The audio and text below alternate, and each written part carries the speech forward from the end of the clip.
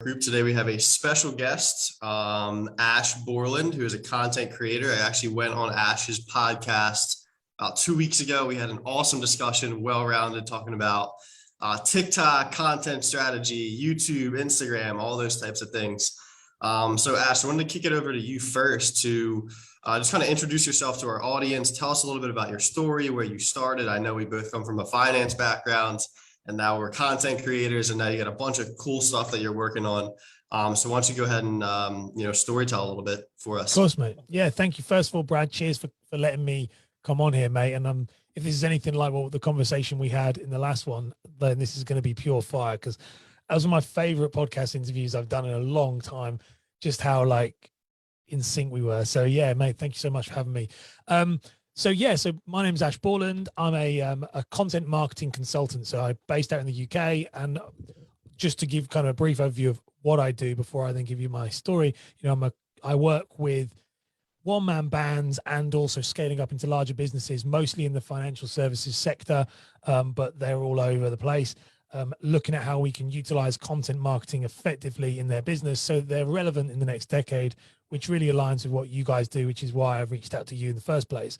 How I got into it, how I got into content marketing and all that stuff, which is a long story, so I'll keep it very short because otherwise I want to get into the bones, but a bit of storytelling.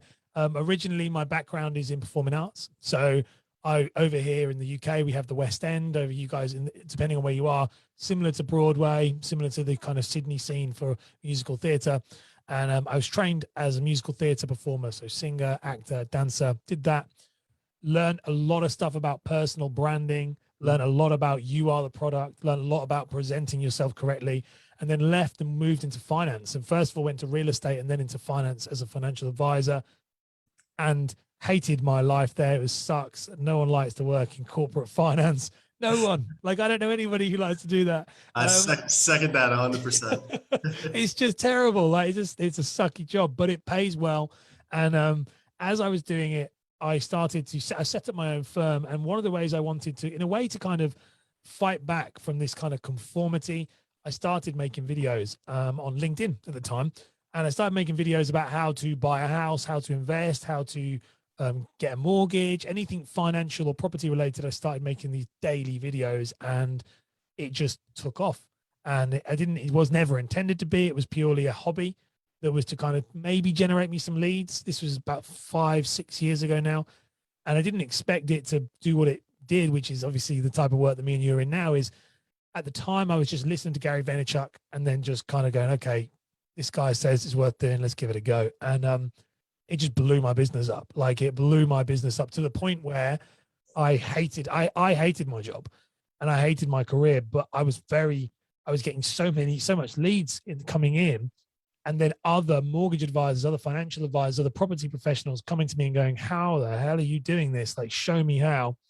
And I just turned to my wife and said, it'd be about 2 years ago now. I said, well, look how far I've come doing something that I hate. So what could you imagine what it'd be like if I actually applied this to what I enjoy, which is content marketing? Because I think it's the combination right now of taking that performance, personal brand skill, connect that with business, because I'm a big believer in business and content marketing for business purposes, very different to content creation and influencer and all this kind of stuff. But for moving the needle forward on your business, that's the stuff I'm into. And yeah, that's where I am now. That's what I do. I'm a podcaster, and that's done really well. And I'm just cracking into YouTube. I've got LinkedIn, I've got TikTok, and I know all the platforms, but I'm really starting to break into YouTube right now.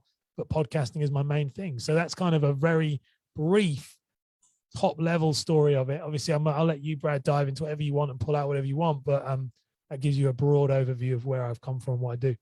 Yeah, absolutely. And it's interesting because, I've learned this too. I've worked in finance, and that taught me a lot of presenting skills. And then I also worked as a teacher in Thailand for 1.5 years. And that's when I really learned how to get in front of a bunch of people and, try to teach them something, right?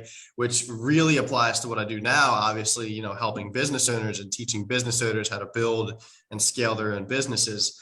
But I know you mentioned the last time we talked about, when you initially started creating content, there's always the people that are like, what are you doing? Why are you doing this? Nobody's watching, all that type of stuff. And I think this will be relevant for my audience. But what were some of the things, kind of the self-talk that you had when you were making content and you knew nobody was watching initially, and maybe, you know, your friend over here is making a comment, or your parents or whatever is kind of saying like, oh, what are you doing, Ash? What are you doing?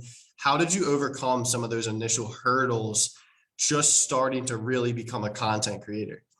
Yeah, like that was probably it's so funny when you look back at it. You know, it's very easy right now, and even still difficult when you go into new territories, but looking at it and going, yeah, it's easy, but it really wasn't, you know. And it's very difficult when the thing I struggled with was when the world is not used to what we do. And what if you're watching this guy, as you're listening to this, you are an outlier. You've decided to adopt something. You're an early adopter.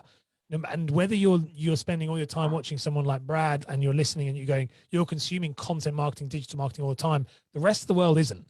And you find this I noticed a lot that people would just not encourage you. They just they weren't interested.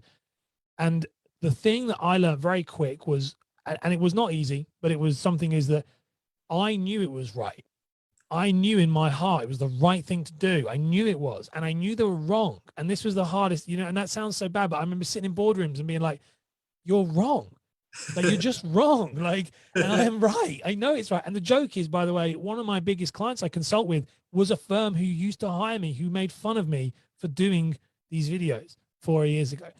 But the reality was my family unfollowed me on Facebook because they just couldn't be bothered dealing with all of the constant content. They couldn't, you know, they said it was too much.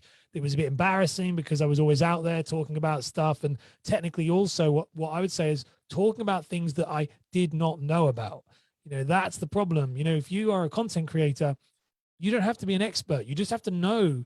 Like, a great guy that I follow, he put an explanation out there on YouTube saying, to be a YouTuber, you just have to know how to type into Google and then video it again and upload it. That's it. Like, because that's how you're learning. And a lot of these people, it sucked. And my sister unfollowed me. My parents kind of were a bit like, I remember seeing my dad going, he was like, why are you doing this? This doesn't make sense, because he was finance as well. But you have to remember, and all I kept doing myself was, I was like, I need to do this. I need to do this. And you need to do this. If you are in this group, don't let anybody like that, because I tell you what, eventually, if you keep going, and this is the most important thing I say to my clients when I work with them one-to-one, I say, you know, it's working. You know, you're getting to the point where it's about to tip and where it's about to all happen. And you know, when you get the messages from friends and family telling you that it's annoying, because that's the point. That is that kind of tipping point. And I had to remind myself that every time, that means it's working, because that means that you're getting under their skin. They're remembering you. And I was doing mortgages at the time, and I used to joke about it and say to people, it'd be like, Ash, and they'd laugh. We'd say it in parties, and they'd be like, you know, my wedding, they literally tore me to pieces, like, at this thing, because they were like, oh, when Ash, if you need a mortgage, you better go speak to Ash. You need a mortgage. But the joke was, I said this, and I was speaking to a woman in a group coaching session last night. I said, the joke is they're all talking about it. So in 6 months' time, when they actually need the mortgage or whatever it is that you guys do, who do you think they're going to think of? Because there's no such thing as bad publicity in regards to this kind of programming in their brains all the time. So it sucks.